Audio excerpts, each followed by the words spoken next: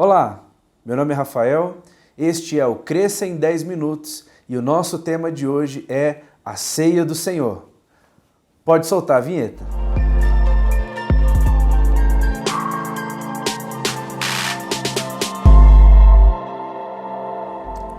O Senhor Jesus, Ele morreu por mim e por você, mas Ele ressuscitou ao terceiro dia e subiu aos céus, e um dia Ele voltará para nos buscar.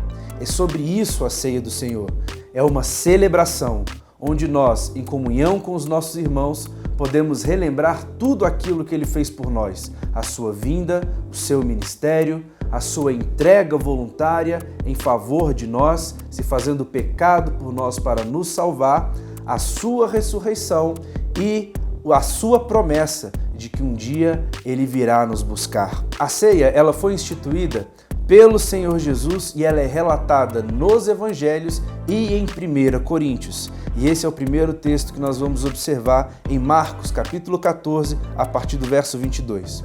Enquanto comiam, Jesus tomou o pão, deu graças, partiu e deu aos discípulos dizendo: "Tomem, isto é o meu corpo." Em seguida, tomou o cálice, deu graças, ofereceu aos discípulos e todos beberam. E disse-lhes: "Isto é o meu sangue da aliança, que é derramado em favor de muitos." Depois disso, nós vemos em 1 Coríntios o apóstolo Paulo instruindo a igreja sobre a celebração da ceia do Senhor e nos conta novamente como isso aconteceu. É o texto que nós sempre lemos todos os meses na nossa ceia. 1 Coríntios, capítulo 11, a partir do verso 23. "Pois eu recebi do Senhor o que também vos entreguei, que o Senhor Jesus, na noite em que foi traído, tomou o pão e, tendo dado graças, o partiu e disse: Isto é meu corpo que é dado por vós, fazei isto em memória de mim. Por semelhante modo, depois de haver ceado, tomou também o cálice e disse: Este cálice é a nova aliança do meu sangue, fazei isso todas as vezes que o beberdes em memória de mim. Porque todas as vezes que comerdes deste pão e beberdes do cálice, anunciais a morte do Senhor, até que Ele venha. Por isso, todo aquele que comer do pão ou beber do cálice do Senhor indignamente será réu do corpo e do sangue do Senhor. Examine-se, pois, o homem a si mesmo, e então coma do pão e beba do cálice, pois quem come e bebe sem discernir o corpo, come e bebe juízo para si. Eis porque há entre vós muitos fracos e doentes, e não poucos que dormem, porque se nos julgássemos a nós mesmos, não seríamos julgados, mas, quando somos julgados pelo Senhor, estamos sendo disciplinados para que não sejamos condenados com o mundo." Em 1 Coríntios, o apóstolo Paulo nos mostra como nós devemos ceiar e nos conta como foi instituída a ceia. Mas existem alguns elementos que nós precisamos entender para compreender melhor a ceia do Senhor. A ceia do Senhor, inicialmente, ele é um sinal de bênção. Em 1 Coríntios, capítulo 10, verso 16, o apóstolo Paulo diz: "Não é verdade que o cálice da bênção que abençoamos é uma participação no sangue de Cristo e o pão que partimos é uma participação no corpo de Cristo?" Existe uma bênção quando ceiamos, daquela onde estamos todos juntos. O Senhor Jesus derrama a sua bênção sobre nós. Mas da mesma forma, ela pode ser uma maldição quando ela é tomada indignamente. Aquele que toma a ceia do Senhor indignamente, sem fazer uma reflexão, sem pedir perdão pelos pecados, sem um exame pessoal, este será réu do corpo e do sangue. E o apóstolo Paulo ele nos instrui. Por isso que existem muitos fracos e doentes e não poucos que dormem, porque tomam a ceia do Senhor de forma indigna. E quem é então que pode participar da ceia? Ora, todos aqueles que estão aliançados com Cristo. Todos aqueles que têm aliança com o Senhor Jesus estão autorizados a participar da ceia. Não interessa se você faz parte ou não daquela congregação. Para o nosso entendimento, todos aqueles, sendo batistas ou não, sendo membros da nossa igreja ou não, se estão aqui conosco no dia da celebração da ceia, podem e devem participar da ceia, porque essa ordenança é para ser cumprida como corpo. Nesse período de pandemia, nós estamos juntos de forma virtual. A celebração ela ainda acontece, mas cada um nas suas casas, mas unidos no mesmo Espírito. Como é uma ordenança para todos aqueles que estão aliançados, em nossa igreja, as crianças também ceiam, bem como aqueles que ainda não foram batizados, justamente porque a Bíblia não dá nenhuma instrução sobre somente poder cear aqueles que são batizados.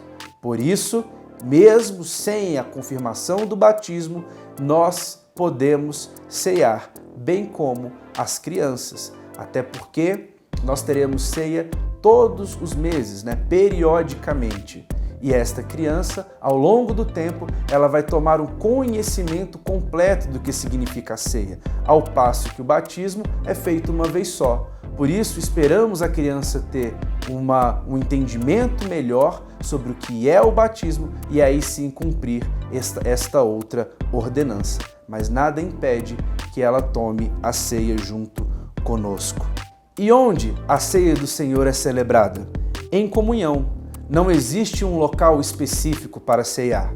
Como eu já disse, nós realizamos a nossa ceia uma vez por mês em nossa igreja, mas durante este período onde estamos em casa, estamos celebrando com os nossos familiares, mas juntos em Cristo pela transmissão online.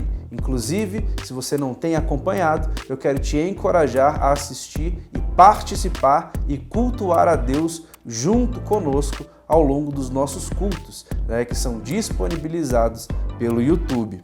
E nada impede que esta ceia seja celebrada em outro lugar. Um exemplo é nos casamentos. Geralmente, os noivos, após a celebração do casamento, eles pedem para ter a primeira ceia juntos.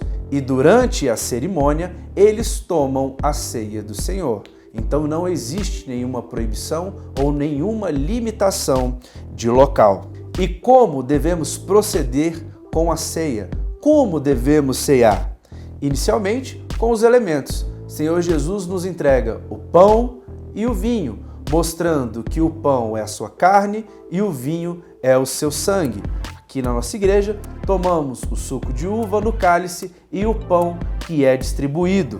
E também o pão que é servido e o suco, ele não é para saciar a sua fome física. Justamente o que acontecia na igreja de Corinto quando o apóstolo Paulo vai orientar sobre a ceia.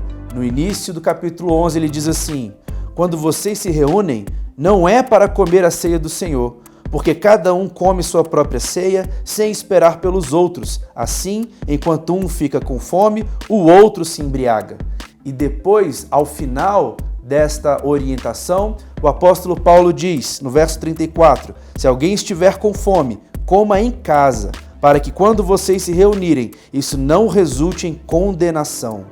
Ou seja, a ceia ela é um momento solene do corpo de Cristo de celebração. Ela não é somente para matar a sua fome. Esta é a orientação bíblica.